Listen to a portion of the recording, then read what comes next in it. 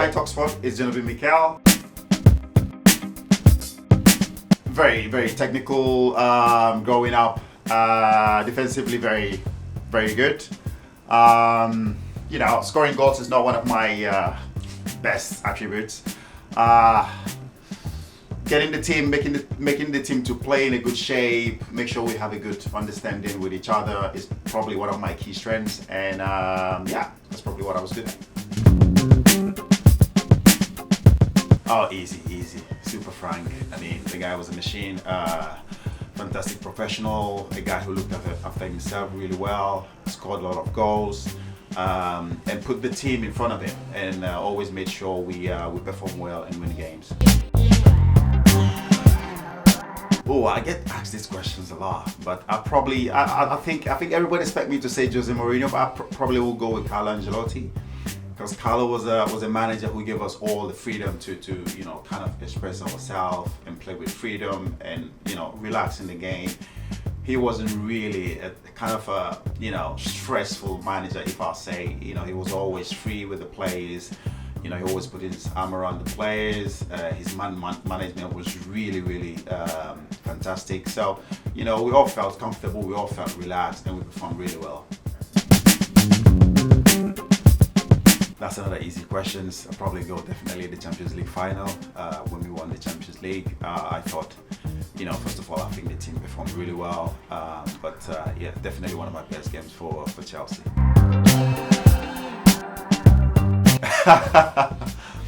Well, I mean, looking back at it, sometimes you think, if I had gone to United, would I have won more trophies or should I have won more Champions League? But at the end of the day, Chelsea was where I spent 11 and a half years of my, football career, and it's somewhere where I enjoyed my football. Lots of memories, met a lot of cool people, really nice people, and the relationship, still amazing with the club.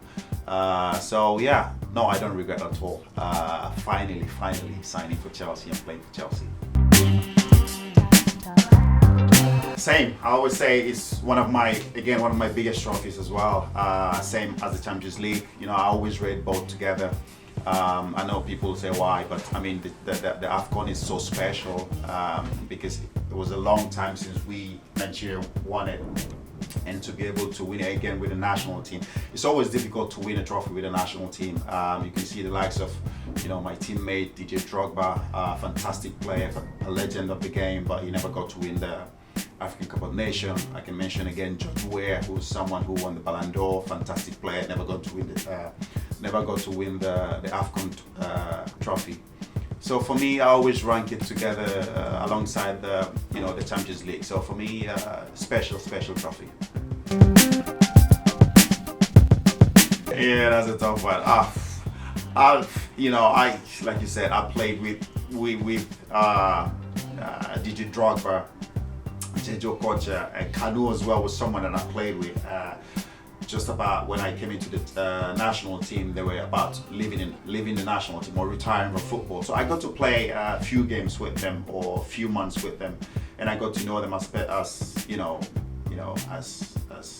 guys, as human beings. But for me, that's a tough one, really. Jejo Kocha was again someone iconic football player. So I'll probably rank these three. I'll go DJ Drogba, Jejo Kocha, and Kanu. No, I'll say, listen, the young team, they're growing up. They need a bit of time to understand what it feels like or what it means to represent the club, to play for Chelsea.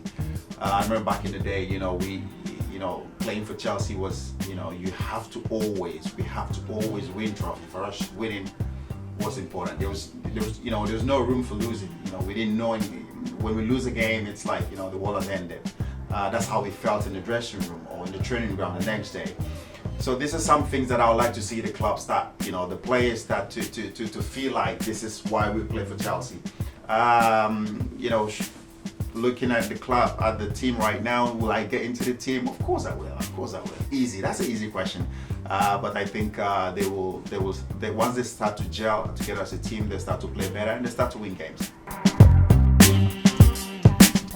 I think if we finish in Europe top 6, I think that's fantastic. I think that's where we're aiming. top 4 is far-fetched right now. I don't think we'll get in the top 4 this season. But if we do, I mean, that's a massive achievement for us. But I think we're still far away from that. If we can finish top 6, that'll be fantastic. So let's hope for that. And we won against Spurs the other day. Let's hope that is something that that brings confidence in the team, and then we get back to winning ways and start performing well. Chelsea will win the league under Todd Bowley before the next 2 or 3 years. That's a bold claim, like you say. I mean, I'll hope so. Really, I think definitely not next season. And you're looking at the likes of Man City; they will continue to go from strength to strength. Pep is not always relying on the players that he have. Come the end of the season, he always goes back in the market and try to get a couple of players to strengthen the team, to get the team much better.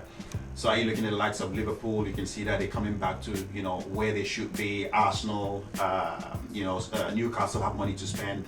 So I don't know. It's a tough one, really. In the next 2-3 years, I don't know. Are we still going to go out and keep spending money? We spend over $1 billion right now. So that's a tough one. We have a lot of young players. We just have to get them together and get the understanding going. And once we be able to do that, I'll see us challenging for top 4. I think in the next 2-3 seasons, winning the title is still a long shot away. But yeah, if we can be able to do it, why not?